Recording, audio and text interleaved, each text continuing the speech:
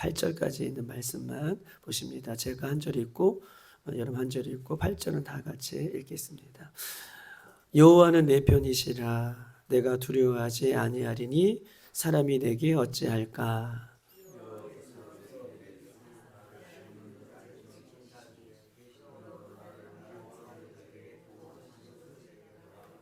다 같이 여호와께 피하는 것이 사람을 신뢰하는 것보다 나으며. 아멘. 우리 인생의 신앙의 삶들을 보면 신앙이 우리가 좋은 번연이 쓴 철로 역정 같다라고 얘기합니다. 신앙은 철로 역정 같다. 한 고비를 넘어가면 또 한 고비가 있고 또 한 고비를 넘어가면 또 한 고비가 있고 이렇게 한 고비 한 고비 넘어가다 보면 결국은 천국에 이르는 이 과정이다. 조직적인 신학적으로는 뭐 여러 가지를 이야기하고 있지만 그것이 모두가 성화의 단계에 들어가는 과정 속에 있음을 이야기하고 있어요. 왜냐하면 이스라엘 백성들도 예수님을 믿고 또 하나님을 믿고 바로 그들이 가나안 땅에 들어가는 것이 아니라 광야 학교를 지났다라고 하는 이 사도행전의 이야기처럼 우리는 예수님 다시 오실 때까지 우리의 신앙을 얘기한다면 한 고비를 넘어가면 한 고비에 또 문제가 있고 한 고비가 넘어가면 또 한 고비가 있는 그런 철로 역정 같은 이런 과정이다라고 이야기할 수 있는 것이죠. 오늘 시편 118편은 이 다윗이 가장 어려운 순간들을 극복하고 난 이후에 다시 왕이 되었을 때에 자신의 삶을 되돌아보며 나는 어떤 삶을 살았는가를 회고록하는 그런 이 말씀이 시편 110편에 있는 말씀이죠.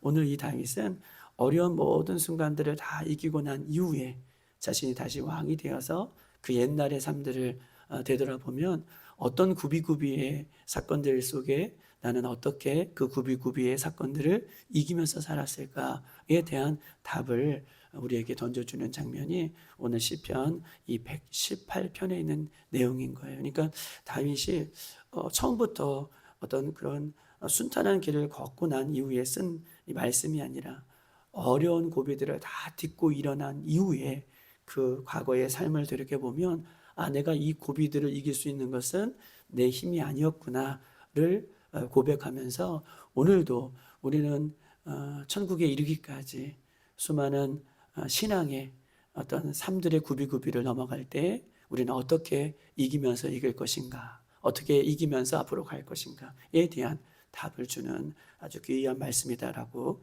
이렇게 이야기할 수 있는 것입니다.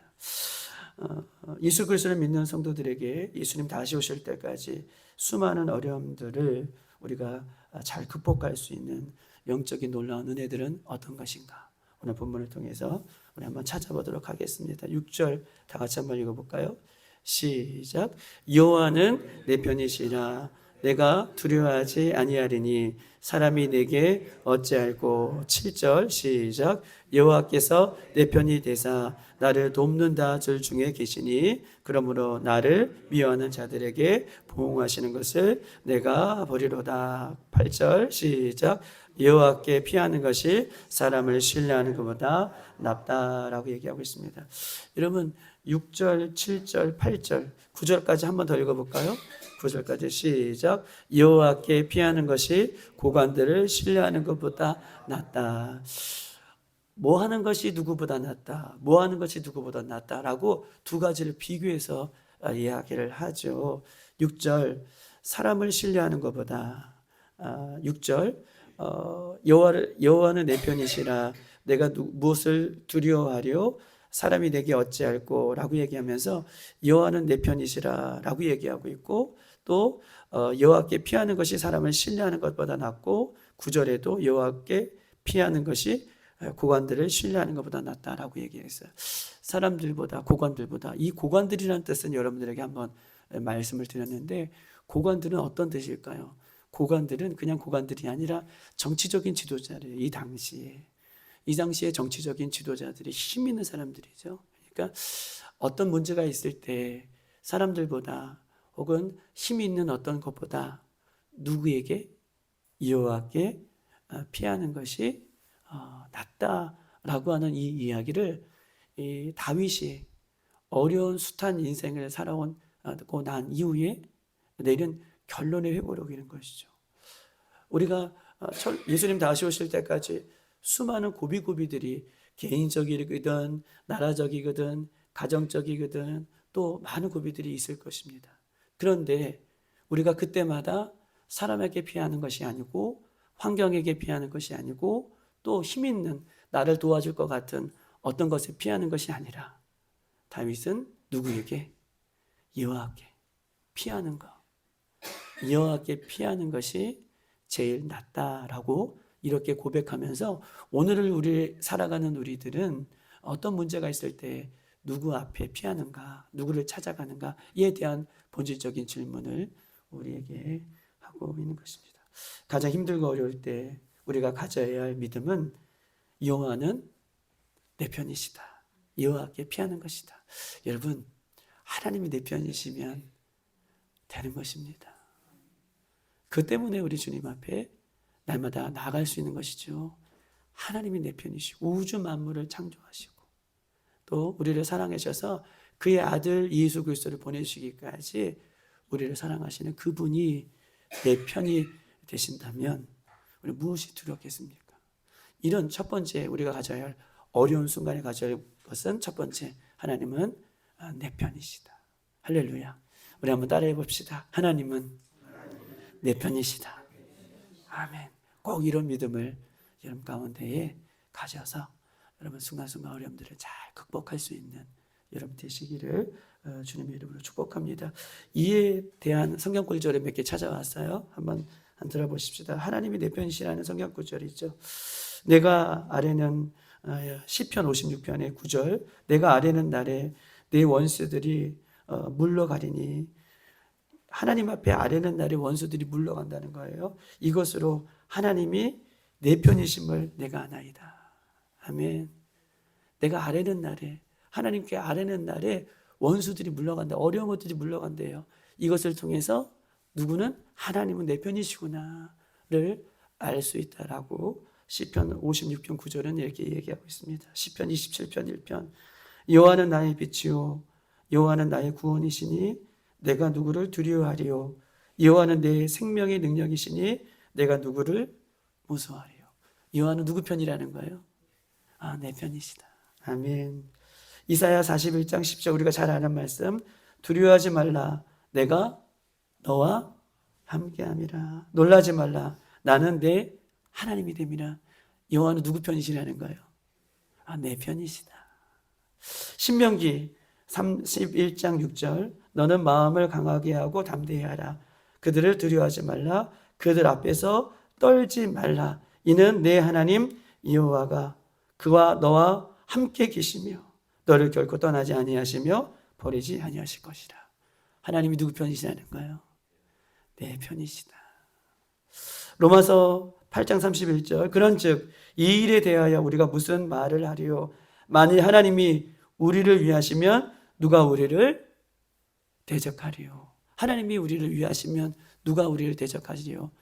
하나님이 우리 편이시다라고 이야기하고 있어요. 마태복음 마지막 28장 20절 세상 끝날까지 항상 너희와 함께 하시며 세상 끝날까지 하나님은 우리 편이 되어주신다라고 이렇게 이야기를 하고 있는 것입니다.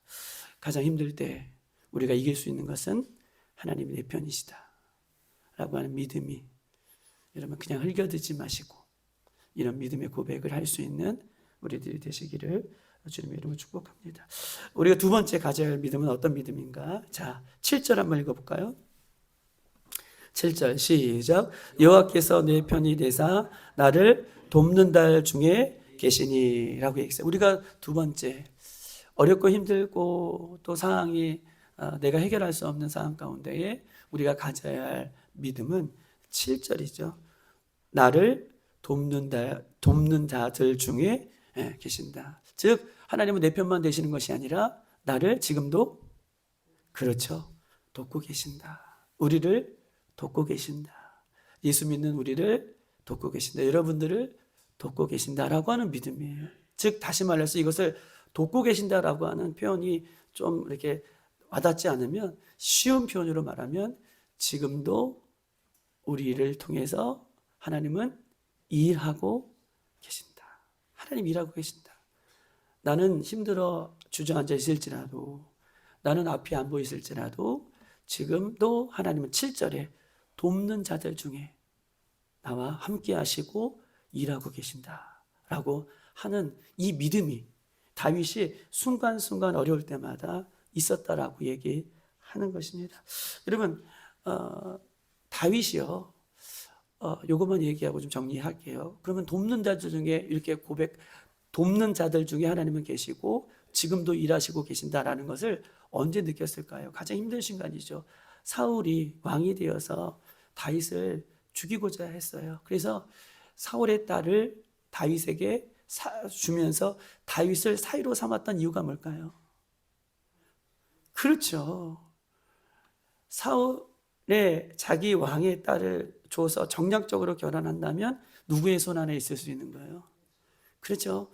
사울의 손 안에 있을 수 있어요. 그래서 다윗이 그 가정에서 몰래 잠을 자고 있을 때에 지금 누가 도와줘요? 사울이 아버지가 다윗을 죽이려고 지금 온다는 얘기를 누가 알려줘요? 그 딸이, 그 사울의 딸이, 아내가 지금 피하라고 도와주잖아요. 하나님은 오늘 본문에 어느 중에 계세요? 돕는 자들 중에 하나님 함께 계신다는 것을 알죠. 또 사울의 아들 다윗과 요나단, 어떻게 보면 아버지의 편이 될 수 있죠. 그런데도 요나단은 다윗을 친구처럼 더 그 이상으로 바라봤어요. 그리고 다윗이 어려울 때마다 요나단은 다윗을 도와줘요. 하나님은 다윗이 어려울 때마다 도와준 것은 요나단의 영향입니까? 누구의 은혜입니까? 하나님의 은혜죠. 하나님은 어려울 때마다 돕는 자들 중에 함께 계시고 일하고 계신다라고 이렇게 이야기할 수 있는 것입니다. 여러분, 한 번 더 넘어가 볼까요? 2차 세계대전 당시에 독일의 히틀러가 이스라엘 백성들을, 유대인들을 다 가스실로 죽이려고 할 때에 다 죽는 그 상황 가운데에도 이스라엘 백성들을 돕는 사람이 있었습니까? 없었습니까? 역사적으로 있었죠. 하나님은 돕는 자들 중에 함께 계시고 일하고 계시고 역사하고 계시는 분이시다.